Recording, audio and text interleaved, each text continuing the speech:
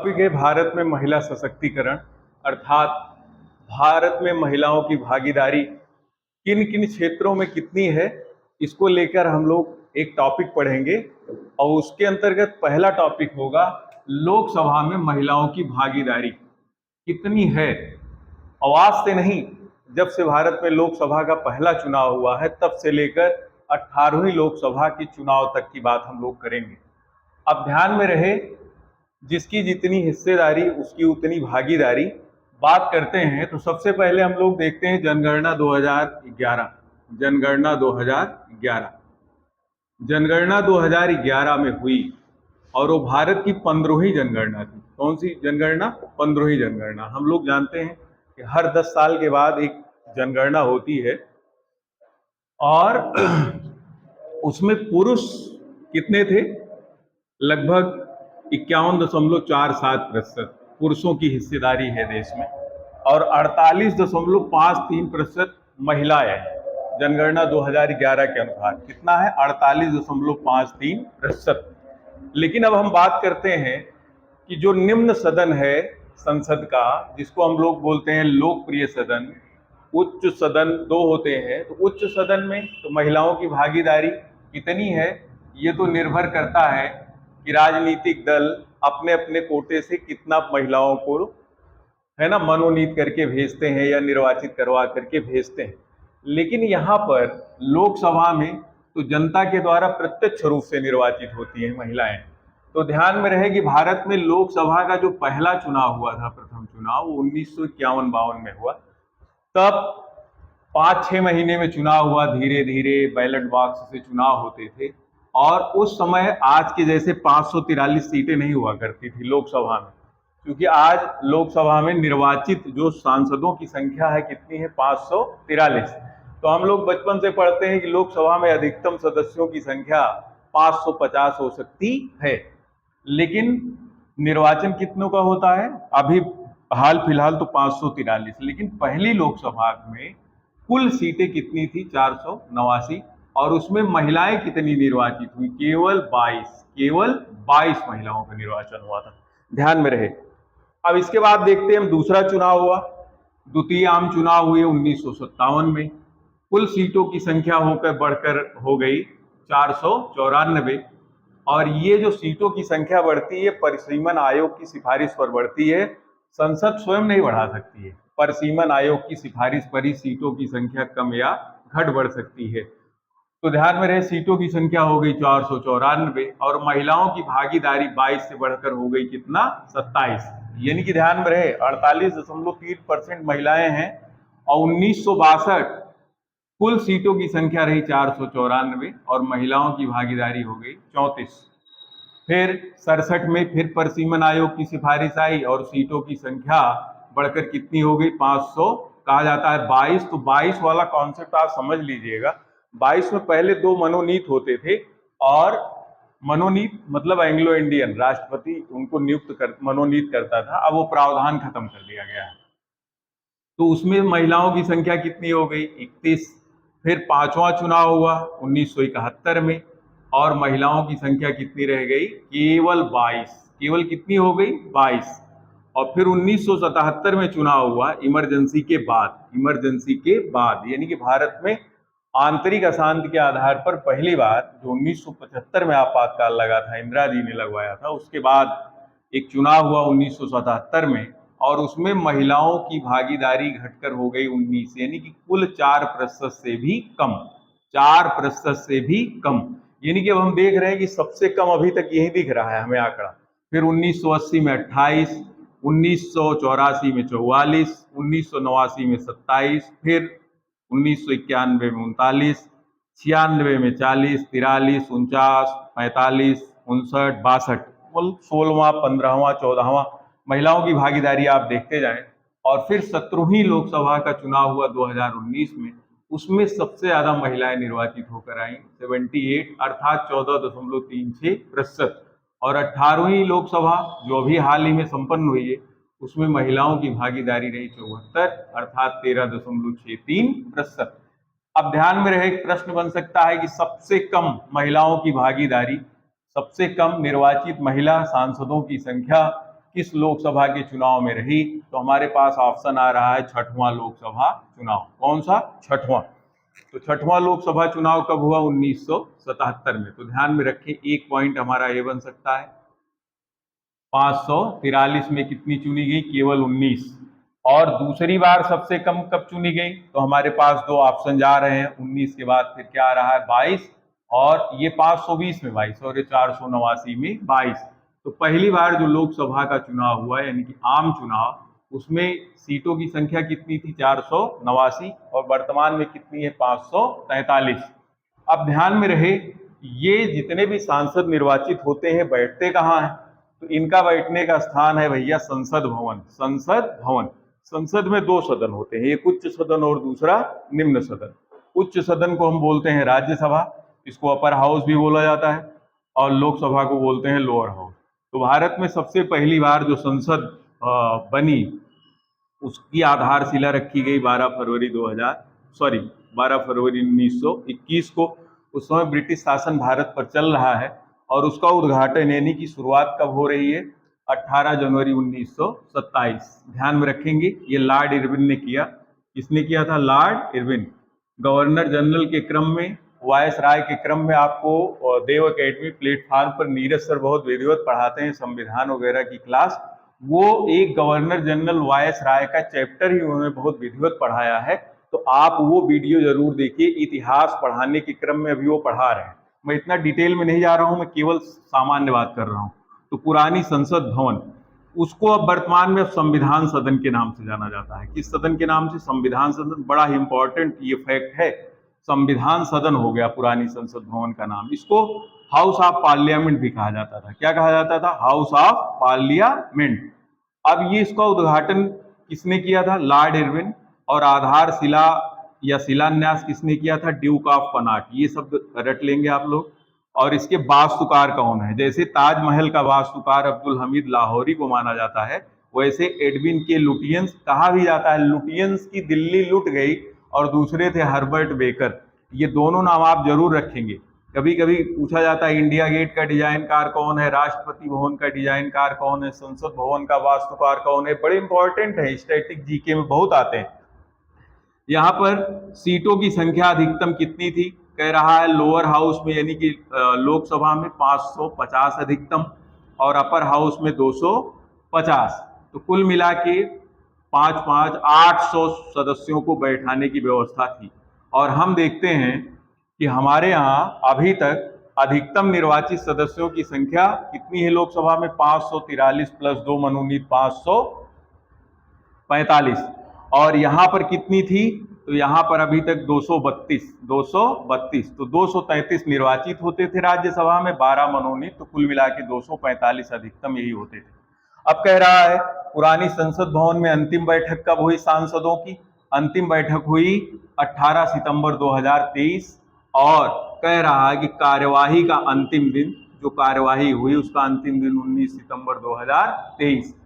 अब ये पुरानी संसद भवन हटकर अब इसके स्थान पर नई संसद भवन बन गई है। इसको बोला जाता है सेंट्रल विस्टा। नई संसद भवन का नाम क्या है? Central Vista.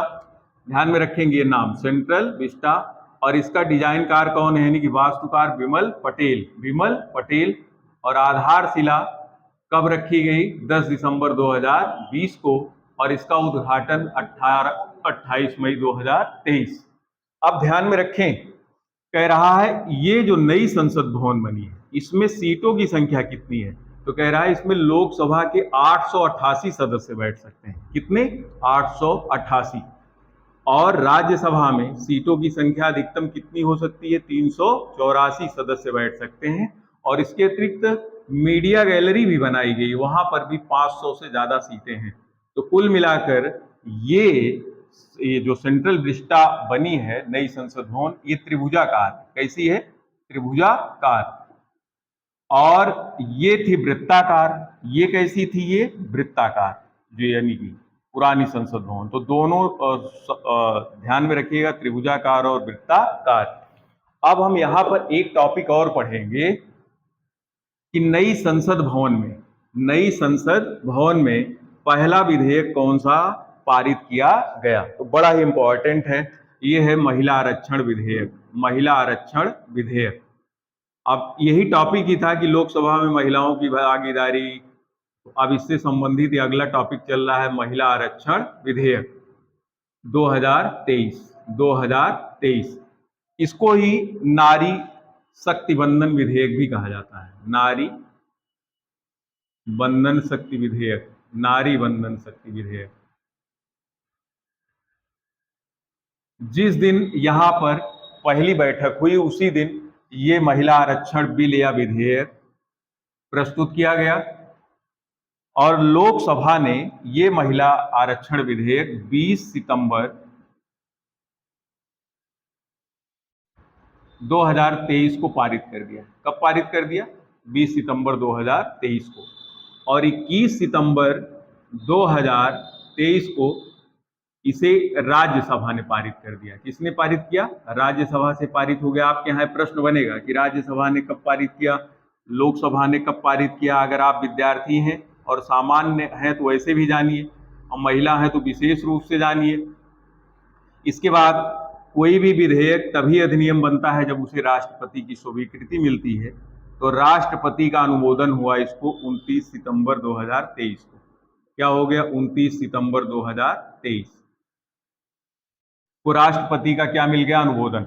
अब ये विधेयक जो महिला आरक्षण विधेयक है, अब ये बन गया महिला आरक्षण अधिनियम 2023 बन गया। अब ध्यान में आगे रखें, आगे अब चर्चा करते हैं। इसमें प्रावधान क्या किया? कह रहा है कि लोकसभा, प्रावधान क्या है महिला आरक्षण विधेयक में? लोकसभा, राज्यों की विधानसभा, राज्यों की विधानसभा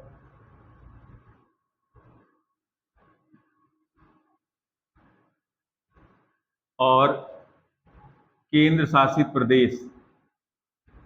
कौन सा? केंद्र शासित प्रदेश दिल्ली, केंद्र शासित प्रदेश दिल्ली की विधानसभाओं में महिलाओं को 33% आरक्षण निश्चित कर दिया गया। कितना प्रतिशत? 33% आरक्षण। यानी कि अब कुल मिलाकर लोकसभा में लगभग 181 सीटें जो हैं वो महिला के लिए रिजर्व हो जाएंगी। कितनी हो जाएंगी? लगभग 181 सीट इसके लिए रिजर्व हो जाएंगी, महिलाओं के लिए रिजर्व हो जाएंगी। और 4123 और 4123 ये देश में कुल विधायकों की सीटें हैं। यानी कि विधायक कौन से? विधानसभाओं वाले, जहां पर जनता के द्वारा प्रत्यक्ष निर्वाचन होता है, उसकी मैं बात कर रहा हूं। 4123 कुल विधानसभा की सीटें हैं। ध्यान में रहे कितनी है विधानसभा की कुल सीटें कितनी है? 4123। अभी जनगणना 1971 के आधार पर मैं बात कर रहा हूं और इसी के आधार पर सीटों का आवंटन भी हुआ है, परिसीमन आयोग ने किया है। आगे से न बढ़ सकती है न घट सकती है जब तक परिसीमन आयोग नहीं चाहेगा। अब उसमें से कह रहा है कि 1374 सीटें, कितना? 1374 सीटें अब ये महिलाओं के लिए आरक्षित हो जाएंगी। लेकिन कह रहा है कब? अब ये भी ध्यान में रखिए, 181 तो यहां जाएंगी और 4123 कुल विधायकों की सीटों में से, ये विधान परिषद को हटा दीजिएगा, केवल विधानसभा की बात मैं कर रहा हूं, तो यहाँ पर 1374 सीट। और केंद्र शासित प्रदेश, ध्यान में रहे, जहां पर विधानसभाएं हैं वहां पर 3 हैं, एक दिल्ली है, एक पुदुचेरी है और एक जम्मू कश्मीर। लेकिन ये प्रावधान केवल केंद्र शासित प्रदेश दिल्ली के लिए लागू है, वहां की विधानसभा के लिए। पुदुचेरी इससे बाहर है। पुदुचेरी क्या है? ये बाहर। तो केवल एक ही केंद्र शासित प्रदेश है। अब आगे हम देखते हैं कि क्या ये जो लोकसभा में ये विधेयक आया, महिला आरक्षण विधेयक, ये किस संविधान संशोधन विधेयक के रूप में आया? तो कह रहा 128वां संविधान संशोधन विधेयक है। कौन सा? 128वां संविधान संशोधन। चाहे आप इसको बिल कहिए, और बिल को ही विधेयक कहा जाता है। बिल को क्या कहा जाता है? विधेयक। तो ये कब आया? 2023 में आया। और पारित होने के बाद, ये जब दोनों सदनों से पारित हो जाए और राष्ट्रपति की स्वीकृति जब मिल जाए तो विधेयक अधिनियम बदल जाता है। विधेयक यानी कि बिल जो है एक्ट बन जाता है। क्या बन जाता है? एक्ट। तो अधिनियम को एक्ट बोला जाता है और विधेयक को बिल। तो अब ये 128वां जो संविधान संशोधन विधेयक था, अब ये 106वां संविधान संशोधन अधिनियम बन गया। आप दोनों तथ्यों को याद कर लीजिएगा। 106वां संविधान संशोधन अधिनियम। अब एक बात है कि ये जो महिला आरक्षण विधेयक आया 128वां संविधान संशोधन बिल, इसमें महिलाओं को आरक्षण 15 वर्षों के लिए दिया गया है। कितने वर्षों के लिए? 15 वर्षों के लिए केवल। जैसे संविधान में SC ST और OBC के लिए आरक्षण का प्रावधान लगभग कितने वर्षों के लिए किया गया था? तो केवल 10 वर्ष के लिए किया गया था जब आरक्षण लागू हुआ था। लेकिन वो आरक्षण अभी भी निरंतर चला आ रहा है, तो वो संसद का कार्य है कि आरक्षण को बढ़ाए या घटाए। तो अभी हाल फिलहाल 15 वर्षों के लिए। तो कह रहा है किसके किसके लिए किया गया है? कह रहा है केवल SC और ST की महिलाओं के लिए किया गया। क्या OBC भी इसमें आएंगी, शामिल होंगी महिलाएं? कह रहा है नहीं। जनरल की महिलाएं शामिल होंगी? कह रहा है शामिल तो अलग से इनको नहीं दिया गया है, बाकी राजनीतिक दल जिसको चाहे अपना टिकट दें और जो भी महिला चाहे वो लड़ सकती है। केवल SC ST की महिलाओं के लिए। अब SC ST की कुल सीटें वैसे भी लोकसभा में रिजर्व है 131। तो कह रहा है इसी 131 रिजर्व सीटों में से, आरक्षित सीटों में से 1/3 सीटें, 1/1/3 सीटें स्वतः महिलाओं के लिए आरक्षित हो जाएंगी। मतलब इनको अलग से अब आरक्षण नहीं दिया जाएगा, केवल इन्हीं में से SC ST यानी कि अनुसूचित जाति और जनजाति की महिलाओं के लिए 1/3 सीटें क्या हो जाएंगी? अलॉट हो जाएंगी। OBC और जनरल, इनकी महिलाओं के लिए अलग से कोई आरक्षण का प्रावधान नहीं किया गया है।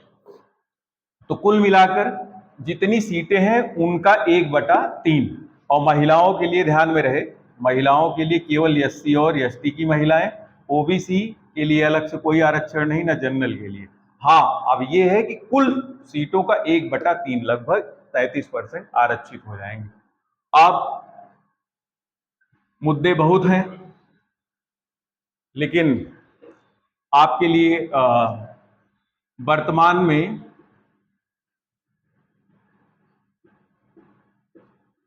ये जो लोकसभा चल रही है, ये तो 2024 में निर्वाचित हुई है। अब जब 19वीं लोकसभा का चुनाव होगा, कब होगा? 19वीं लोकसभा का चुनाव कह रहा है 2029 में। तो फिर कह रहा है कि ये जो अभी रोक लगी हुई है प्रसिमन आयोग की तरफ से, तो कह रहा है 2026 के बाद, 2026 के बाद कह रहा है सीटों की संख्या बढ़ेगी। सीटों की संख्या क्या हो जाएगी? बढ़ेगी। तो सीटों की संख्या कैसे बढ़ेगी? तो अभी तो 1971 की जनगणना के आधार पर लोकसभा और राज्यों की विधानसभाओं में सीटें हैं, निर्धारित हैं। अब 2021 की जनगणना अभी होनी बाकी है, कोरोना के कारण नहीं हो पाई है। मान लीजिए जनगणना हो जाती है 2026 के बाद, 2027 में, तो कह रहा है फिर इन सीटों के आधार पर लोकसभा में भी सीटों की संख्या लगभग 750 के आसपास होने की उम्मीद है। कितनी हो जाएगी? 750 लोकसभा की सीटें हो जाएंगी। और फिर उसके आधार पर महिलाओं का आरक्षण भी जितना इनका कुल बनेगा वो हो जाएगा। तो अभी प्रसिमन आयोग ने 1971 की जनगणना के आधार पर लोकसभा में सीटों की संख्या निश्चित की और विधानसभा में भी। अब नई जनगणना के बाद तो वो कोई रोक नहीं है, वो 2011 की जनगणना के आधार पर भी कर सकते हैं।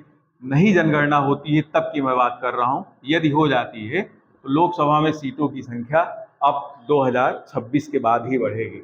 आज का टॉपिक यही था, लोकसभा में महिला भागीदारी। और अब अगले टॉपिक में आएंगे भारत में महिलाओं से संबंधित दूसरा विशेष टॉपिक लेकर। तो नमस्कार, जय हिंद।